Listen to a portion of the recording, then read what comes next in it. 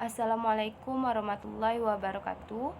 Perkenalkan, nama saya Halimatus Sa'diah dengan NIM C1C018005 dengan dosen pengampu Pak Wirme Eka Putra SEMSI. Baiklah, di sini saya akan menjelaskan tentang akad mudharabah, yang mana pokok bahasannya: 1. Pengertian akad mudharabah, 2. Jenis-jenis akad mudharabah, 3. Dasar syariah akad mudharabah, 4. Prinsip pembagian hasil akad mudharabah, yang kelima perlakuan akuntansi PSAK 105, yang keenam ilustrasi akuntansi kasus akad mudharabah. Yang pertama, pengertian akad mudharabah. Mudharabah adalah akad antara kedua pihak atau orang, di mana pihak yang pertama sahibul mal menyediakan seluruh modalnya dan sedangkan pihak yang lain menjadi pengelolanya. Keuntungan dari usaha tersebut secara mudharabah dibagi hasilnya menurut kesepakatan yang telah disepakati pada perjanjian awal.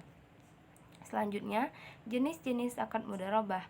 Yang pertama, mudharabah mutalaqah adalah bentuk kerjasama antara penyedia modal sahibul mal dan pengelola modal mudharib yang cakupan sangat luas dan tidak dibatasi oleh spesifikasi jenis usaha, waktu, dan daerah yang akan digunakan untuk usahanya. Yang kedua, mudharabah muqayyadah adalah mudharib dibatasi dengan batasan jenis usaha, waktu, dan tempat usahanya. Dengan adanya pembatasan tersebut seringkali mencerminkan kecenderungan umum sahibul mal dalam memasuki jenis dunia usahanya. Selanjutnya, dasar syariah akad mudharabah. Yang pertama, Al-Quran, 2. Al-Hadis, 3. Ijma'. Selanjutnya, prinsip pembagian hasil akad mudharabah.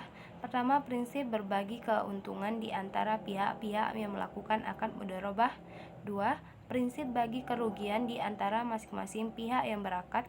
3. Prinsip kejelasan. 4. Prinsip kehati-hatian. Selanjutnya, perlakuan akuntansi PSAK 105. PSAK 105 mengatur pengakuan, pengukuran, penyajian, dan pengungkapan transaksi mudharabah. Pernyataan ini diterapkan untuk entitas yang melakukan transaksi mudharabah, baik sebagai pemilik dana atau sahibul mal maupun pengelola dana atau mudharib. Pernyataan ini tidak mencakup pengaturan perlakuan akuntansi atas obligasi syariah atau sukuk yang menggunakan akad mudharabah. Selanjutnya, ilustrasi kasus akad mudharabah.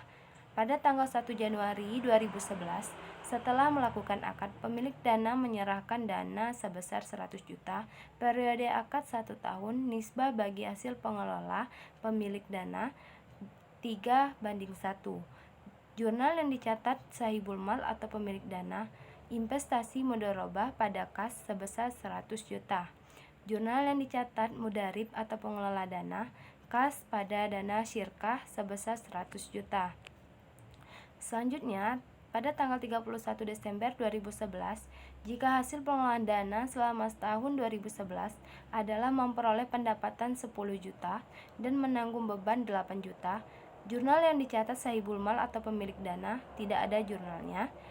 Jurnal yang dicatat mudharib atau pengelola dana akan mencatat pendapatan dan beban, kemudian di akhir periode akan dibuat jurnal penutup, yang mana jurnalnya kas atau piutang pada pendapatan sebesar 10 juta, beban pada kas atau piutang sebesar 8 juta.